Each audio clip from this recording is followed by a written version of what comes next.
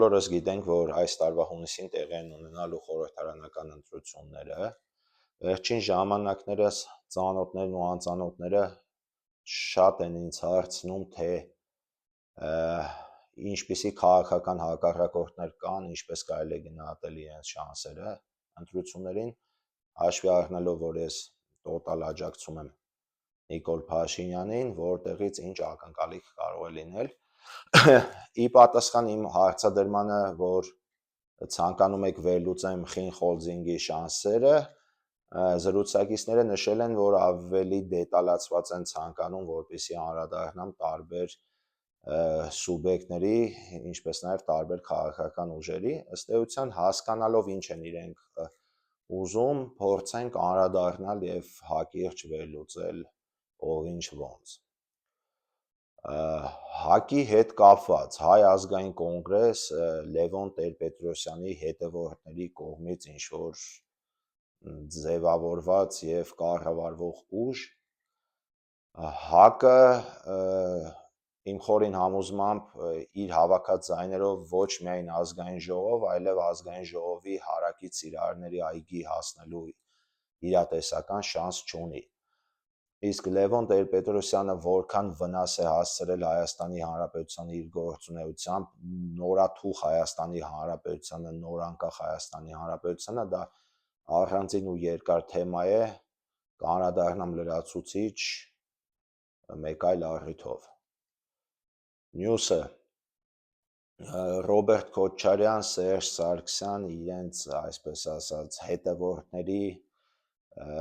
կամ նրանց հնարավոր տանդեմի ներուժի հետ կապված, իրենք այն քաղաքական ուժերն են, ովքեր կան այսօր ազգային ժողովում ու քանի տարիա կան ազգային ժողովում որպես ընդդիմադիր ուժեր, թե որքանով են նրանք օգտակար գտնվել լինելով օրենսդիրում առավել եւս ընդդիմադիր որպես քանի օրենսդրական կարևոր նախաձեռնությամբ են հանդես եկել, ինձ թվում է յուրաքանչյուրս էլ գիտենք, ով էլ ցանկանա օբյեկտիվ տեղեկություն ստանալ դժվար չի ու կհասկանան, որ պատասխանը ձգտում է 0-ի։ Իսկ ընդհանուր առմամբ մենք այդ անձանց կառավարման տարիների տուժացնենք ու այսօր Հայաստանի Հանրապետության մսխված տնտեսական պոտենցիալը ու թալանված պետական բյուջեն, որ փորձում ենք վերականգնել, հատուկ շնորհակալություն պետք է հայտնել թե երկրորդ, թե երրորդ, ինչպես նաև առաջի նախագահներին։ Խոսվում է Էդմոն Մարուքյանի ինչ-որ ակտիվ քաղաքական նկրտումների մասին։ Էդմոն Մարուքյանի հետ կապված իմ տպավորությամբ Էդմոն Մարուքյանը որևէ քաղաքական կշիռ, լուրջ քաղաքական կշիռ չունի, նա փորձում է ամեն գնով միավորվել որևիցե մի այլ ուժի, որպեսզի ինչ-որ կերպով գոնե հայտնվի ազգային ժողովում, այսինքն կա իրական տպավորություն, որ նա աշխատանք է փնտրում ու եթե իր ջանքերը որևիցե արդյունք չտան, չեմ բացառում, որ հաջորդիվ կարող է աշխատանքի տեղավորվել Տաշիր պիցցայում որպես օրինակ իրավաբանական բաժնի պետ։ Դա այդպես։ Հիմա անդրադառնանք այսպես ասած, շատ քննարկվող, շարքվող, միլիոնատեր կամ միլիարդատեր Սամվել Կարապետյանի եւ նրա շուրջ համախմբված անձանց նկրտումներին եւ իրական հնարավորություններին։ Ամենամեծ թյուրիմացությունը, որ կա, ամենամեծ թյուրընկալումը, որ կա, դա այն է, որ Սամվել Կարապետյանին փորձում են ներկայացնել իբր նոր քաղաքական ուժ։ Ուրեմն Սամվել Կարապետյանի դեմ ոչինչ չունենալով նա ֆանտաստիկ գործարար է, նա 90-ականներին ունեցել է մեծ հաջողություն այդ խառը տարիներին ու Սամվել Կարապետյանից կարելի է լիքը բան սովորել որպես ֆենոմենալ կապիտալիստի։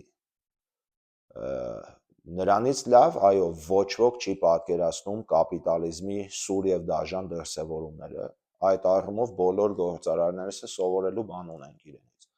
Բայց Սամվել Կարապետյանը քաղաքականության մեջ կամ որպես քաղաքական գործիչ կամ ինչ քաղաքական վեկտոր ունի, առնվազն հասկանալի չի։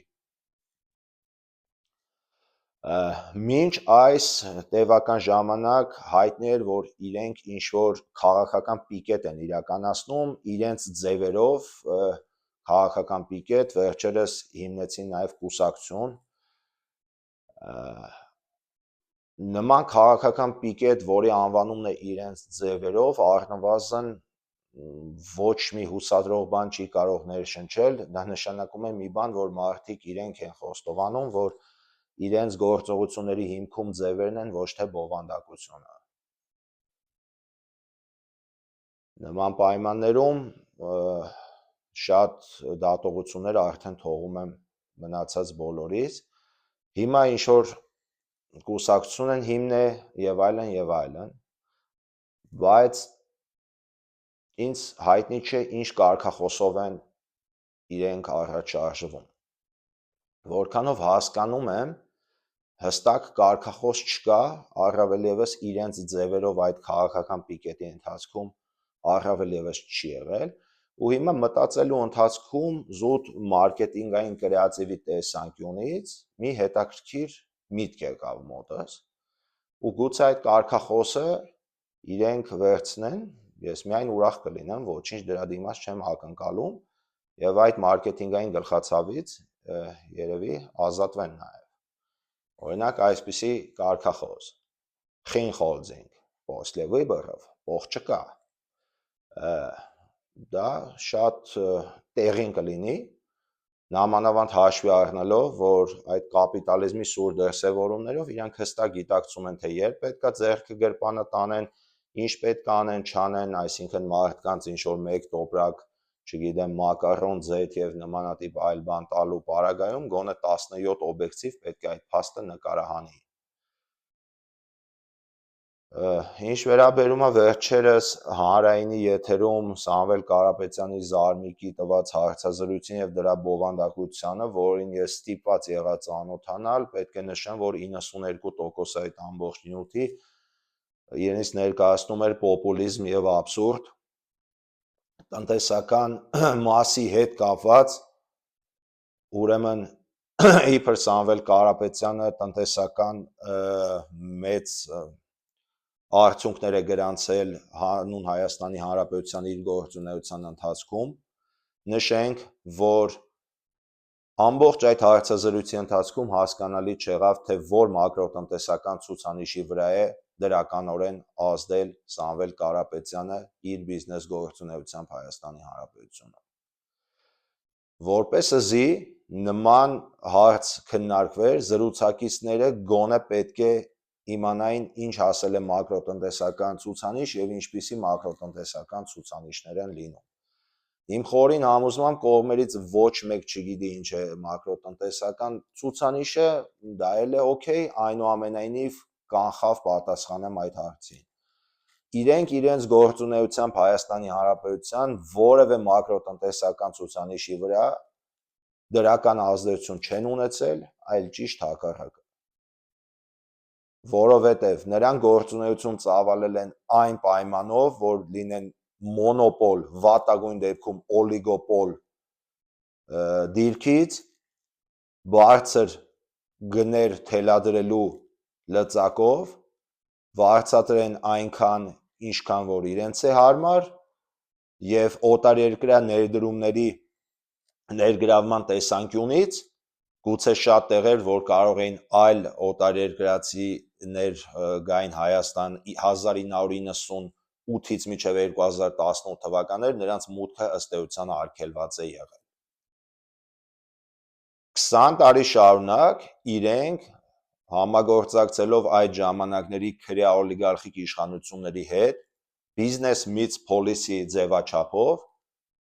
օգտվել են Հայաստանի Հանրապետության տնտեսական պոտենցիալից իշա իրենց։ Եվ ինչ որ առումով, երբ որ փորձում են Հայաստանի Հանրապետության վերջի տարիների տնտեսական հաջողությունները կապել ռելոկացիայի հետ, որը ռուս-ուկրաինական հակամարտության հետևանքով սկսվեց 2022 թվականին, շատ ակտիվ նաև 23 թվականին, բայց իրենք ամեն կերպ ստվերում են այն դժվարություններն ու այն հաջողությունները, որը հաղթահարեց մեր կառավարությունը։ Նրանք չեն բարձրաձայնում որևէ պայմանում, որ 2020 թվականի կովիդի համաճարակի և Ադրբեջանի կողմից սանձազերծված պատերազմի պատճառով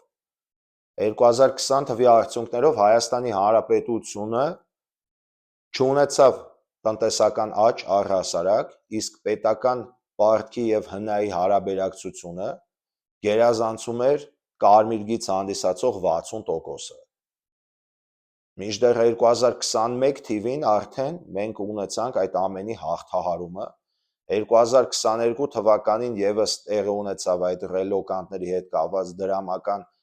ներհոսքերի մեծ ակտիվություն դեպի Հայաստանի Հանրապետություն, բերեց նոր աշխուժության, բայց բերեց նաև այլ խնդիրների։ Գնաճը, եթե չեմ սխալվում, 2022 թվականի պաշտոնական կազմել է 8.6%, իսկ այդ գնաճի հիմքում ոչ միայն օբյեկտիվ գործոններն էին, այլ նաև սուբյեկտիվ գնաճը, երբ որ մենք մեր մենտալիտետով պայմանավորված սկսեցինք համատարած թանկացնել ապրանքների և ծառայությունների գները, հաշվի առնելով, որ աննախադեպ քանակի ռելոկանտների ներհոսք կա դեպի Հայաստանի Հանրապետություն։ 2023 թվականից արդեն գնաճը չէր գերազանցում 2%-ը, սակայն մենք ունենք արդեն գների բարձր մակարդակ։ Հետևաբար, այդ ամբողջ հարցազրույցի տակ որևէ տնտեսական հիմնավորված ռեզոն գոյություն չի ունեցել։ Ամբողջի հիմքում դրված էր հետևյալը՝ մենք գանք իշխանության, բոլորը կլինեն առողջ և հարուստ։ Ամբողջը եղել է կենացների ժանրից ու շարունակվում է նույն տրամաբանության սահմաններում։ Այսօր ևս ինչ-որ բարձրաձայնում ենք ստեղծենք 300,000 նոր աշխատատեղ, փոքր հարկ վճարողները կազատվեն հարկերից, թեպետ չեն սահմանում, թե ինչ ասել է փոքր հարկ վճարող, ասենք հաշվապահական հաշվառման օրենքի իմաստով են փոքր հարկ վճարող դասակարգում, թե հարկային օրենսգրքի, թե չգիտեմ իրանց պատկերացումների բերքը ամբողջությամբ կմթերենք, մատչելի բնակարանների ծրագիր կգործարկենք եւ այլն։ Հարգելիներս, այդ նախաձեռնություններից յուրաքանչյուրը դուք կարող եք իրականացնել առանց վարչապետ ունենալու ձեր թիմից, դուք ունեք բոլոր ֆինանսական հնարավորությունները, ամենակարևոր նախադրյալը, դուք հիմա էլ կարող եք դեղորայք վաճառել 20% էժան գնով, քան այլ տնտեսվարող սուբյեկտները, հիմա էլ կարող եք բացել կոնյակի, գինու կամ պահածոների գործարան մեծ ու սկսեք մասսայական մթերել գյուղացու բերքը։ Ինչն է ձեզ խանգարում, այսինքն պարտադիր պաշտոնն է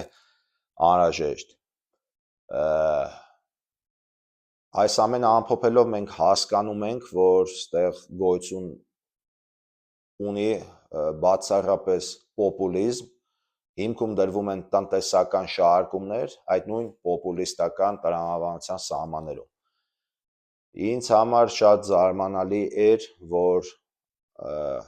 այդ թիմից առաջադրվեց Սամվել Կարապետյանը, ես ճիշտն ասած ունեի այլ կանխատեսում, ըստ իմ կանխատեսման իրենց միասնական թեկնածուն վարչապետի պետք է լիներ Վենյամին Կոնդրատյևը։ Ով է Վենյամին Կոնդրատյևը։ Վենյամին Կոնդրատյևը Կրասնոդարի երկրամասի նահանգապետն է, որը երրորդ ժամկետով վերընտրվեց անցյալ տարի, ով համարվում է բավականին հաջողակ նահանգապետ, որից գոհ են Կրասնոդարի երկրամասի բնակչությունը։ Եվ նրան առաջադրելը իմ համար կլիներ շատ ավելի սպասված եւ տրամաբանական, քանզի մեծ հաշվով իրենց ընտրվելու առաքելության հիմքում հենց դրված է Հայաստանը Կրասնոդարի մարզին միացնելու սուրբ առաքելությունը, հետևաբար առնվազն տարօրինակ էր, որ Սամվել Կարապետյանին են դիտարկում որպես վարչապետի միասնական թեկնածու։ Ինչևիցե, ինչ վերաբերում էր այդ հարցազրույցի ընթացքում արված մեկնաբանություններին արտաքին քաղաքականության վերաբերյալ, դա ընդհանրապես եւս абսուրդի ժանրից էր, այսինքն թրիփի վերահսկողությունը դիտարկել, որ Ամերիկայից բացի կարող է վերապավել նաև Ռուսաստանին, Չինաստանին, Թայլանդին, Կամբոջային եւ Կոնգոին, սա абսուրդի ժանրից է։ Այսօրվա Ամերիկան չափազանց դոմինանտ է, Թրամփի, Վենսի եւ Մարկո Ռուբիոյի Ամերիկան չի կարող որևէ տեղ ազդեցություն կամ պատասխանատվություն շեյր անել։ Հետևաբար նման բան խոսալը դա առնվազն ապացույց է իրավիճակին չտիրապետելու վերաբերյալ։ Հղում անել այն բանին, որ ժամանակին համանախագահները Մինսկի եղել են ԱՄՆ-ից, Ֆրանսիայից եւ Ռուսաստանից, դա ոչինչ չի նշանակում, դա եղել է ժամանակին, այսօր դա իրատեսական չէ, այս Միացյալ Նահանգները չափազանց հզոր է եւ դոմինանտ։ Հետևաբար պատմությունը միշտ չի որ կրկնվում է, նույն տրամաբանությամբ առաջին աշխարհամարտի տարիներին մարտերը ընթացել են հրացաններով, այսինքն ինչ են առաջարկում իրենք հիմա հասկանալի չի։ Մի խոսքով ընդհանուր առմամբ պատկերը լրիվ հասկանալի է, ես վստահ եմ, որ մեր հայրենակիցների բացարձակ մեծամասնությունը շատ լավ հասկանում է ով է եւ գլխավոր մանիպուլյացիան, որ Սամվել Կարապետյանի թիմը ուզում է ներկայանալ որպես նոր քաղաքական ուժ, ես կոչ եմ անում բոլորին, անկախ նրանից ինչ քաղաքական հայացքներ ունեք, կողմնորոշված եք թե ոչ, սեփական մտածողությամբ օժտված եք թե զոմբի եք, բոլորդ հիշեք։ Այս թիմը նոր քաղաքական ուժ չէ, այս թիմը ուղիղ 20 տարի 1998-ից 2018 թվականը եղել է այն քրեաօլիգարխիկ իշխանության թիմում, իրենց հետ սերտաճած սուբյեկտ ու վայելել են այն բարիքները իրենց համար, որոնք որ դարձել են չարիք մեր ազգաբնակչության գլխին։ Հետևաբար, երբ որ անդրադառնում, քննարկում, մեկնաբանում եք իրենց տարբեր տեսլականները, առաջարկները, ես շատ գիտեմ, ելույթները, ապա անընդհատ հիշեցրեք, որ այստեղ մենք գործ ունենք Խին Խոլդինգի հետ։ Սա նույն Խին Խոլդինգն է։ Այն Խին Խոլդինգն է, որից հիմնական ձևերը ժամանակին եղել են, երբ որ իրենք կարող էին իրենց ջպերից իջնել եւ խորխել պետավտոտեսուչի աջ աշկին, երբ որ ինչ որ մեկը 1%-ով կխանգարեր իրենց բիզնես հետաքրքրություններին, սկզբում անհայտ կորածների ցանկում էր ավելանում, հետո դիակը գտնում էին նաբերեժնից որոշ ժամանակ անց, ովքեր որ ի վիճակի էին գործարարների եւ հակված էին գործարարների դնել շոչիկի վրա, ռեկետ անել, փայ մտնել իրենց գործերի մեջ, եւ դա անում էին թե իրենց ընտանիքի անդամները, թե իրենց ախրանիկները, նաեւ ախրանիկների տեղակալները, ովքեր որ չեն հիշում այդ ժամանակները, կարող են հետաքրքրվել եւ իմանալ, խոսքս ավելի երիտասարդ սերնդի մասին է, իսկ մնացած բոլորս մենք շատ լավ հիշում ենք։ Մենք լավ հիշում ենք, մենք բանան ներկրելու հնարավորություն ունենք, թե ինչ տեղի կունենար մեր հետ, եթե ինչ որ մեկը հանդգներ։ Այդ ամենը մենք շատ լավ հիշում ենք։ Ու եւս մեկ կոչ ուղված հատուկ մեր երիտասարդությանը, մենք ունենք հիանալի երիտասարդություն Z սերնդի։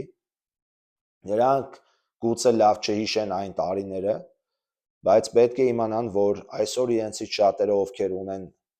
բնակարանի խնդիր, ստիպված են բնակվել վարձով, ովքեր ունեն բուֆետ այցելելու գումարի խնդիր, այս Խին Խոլդինգի շնորհիվ շատ ռեսուրսներ, որ կարող էին լինել իրենց ընտանիքի մոտ, իրենց պապաների ու մամաների, Խին Խոլդինգը մոբիլիզացնելով եւ հարստանալով իրենց ու իրենց կուտոկի շուրջը, այսօր այդ